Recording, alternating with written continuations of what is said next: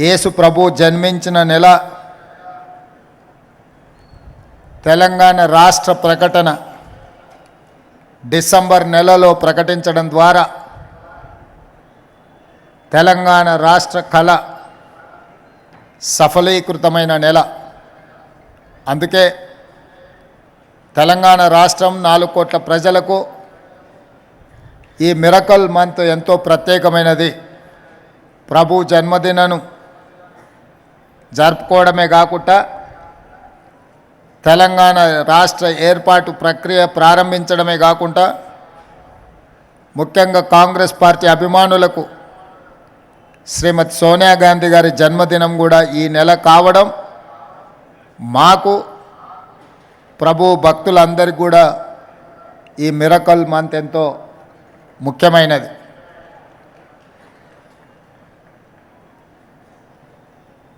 Christian సమాజం ఈరోజు ప్రపంచంలోనే అతి ఎక్కువ మంది జరుపుకునే పండుగ క్రిస్మస్ పండుగ. ఈరోజు ప్రపంచంలో అత్యధికంగా జరుపుకునే ఉత్సవం ఏదైతే ఉందో అది క్రిస్మస్ పండుగ అని చెప్పి మనందరం కూడా గుర్తించవలసిన అవసరం ఉన్నది. ప్రభు ఒకే మాట చెప్పిండు, నిన్ను నువ్వు ప్రేమించుకున్నట్టుగానే నీ పొరుగు వారిని కూడా ప్రేమించమని. ఇందులో సంపూర్ణమైన సందేశం ఉంది. మానవ సేవనే మాధవ సేవ అని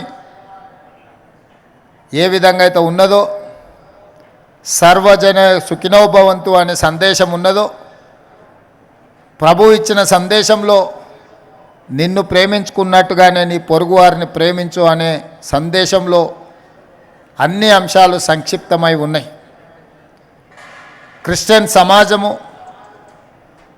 ముఖ్యంగా హెల్త్ అండ్ ఎడ్యుకేషన్, దేశ స్వతంత్రం వచ్చినప్పటి నుంచి ప్రభుత్వాలు ఎంత సేవను అందించినాయో విద్య విషయంలో, వైద్య విషయంలో ప్రభుత్వాలతో పోటీపడి క్రిస్టియన్ సంస్థలు కూడా ఈ దేశంలో పేదలకు విద్యను, వైద్యాన్ని అందుబాటులోకి తీసుకొచ్చి నిరంతరం ప్రపంచానికే ఆదర్శంగా ఉండే విధంగా ఏ సమాజమైనా అభివృద్ధి సాధించాలంటే, ఆర్థిక పురోగతి సాధించాలి అని అంటే విద్య అత్యంత కీలకమైనది.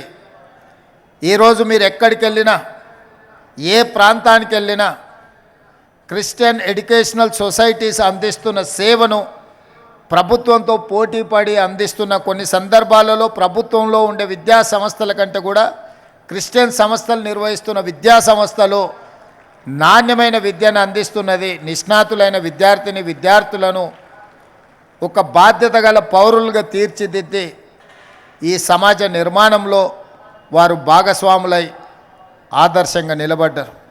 వైద్యం విషయంలో కూడా ప్రభుత్వం అందించలేని వైద్య సేవల్ని అటవీ ప్రాంతంలో, తండాలలో, గూడాలలో, మారుమూల పల్లెల్లో పేదలు, అత్యంత నిరుపేదలకు వైద్యాన్ని అందుబాటులోకి తీసుకొచ్చి వాళ్ళ యొక్క ఆరోగ్యాన్ని కాపాడడం ద్వారా ఆరోగ్య తెలంగాణను ఈరోజు క్రిస్టియన్ సంస్థలు, క్రిస్టియన్ సోదరులు కొనసాగిస్తున్నారు.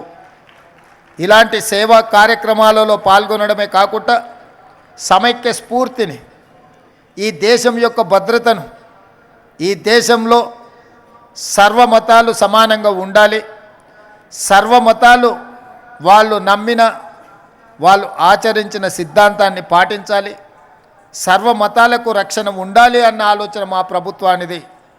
ఎవరు ఏ మతాన్ని విశ్వసించినా, ఎవరు ఏ మతాన్ని ఆచరించినా, ఎవరికి వారి మతాన్ని వారు ప్రచారం చేసుకున్నా ఎలాంటి ఇబ్బందులు లేకుండా మన రాష్ట్ర ప్రభుత్వం సంపూర్ణమైన రక్షణ కల్పిస్తుంది అని చెప్పి నేను ఈ సందర్భంగా తెలియజేయదలుచుకున్నా.